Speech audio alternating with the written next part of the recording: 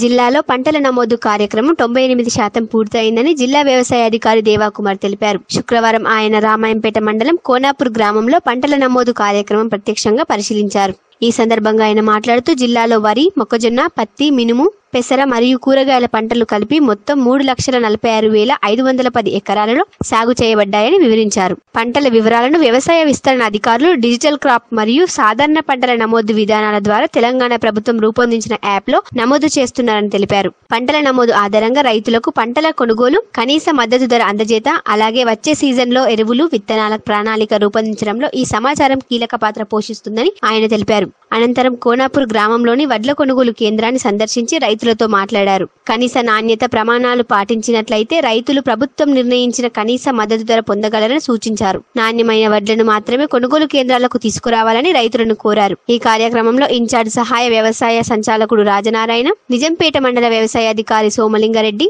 సాంకేతిక వ్యవసాయ అధికారి యాదగిరి, వ్యవసాయ విస్తీర్ణ అధికారి ప్రవీణ్, సిఇఓ మల్లారెడ్డి పాల్గొన్నారు.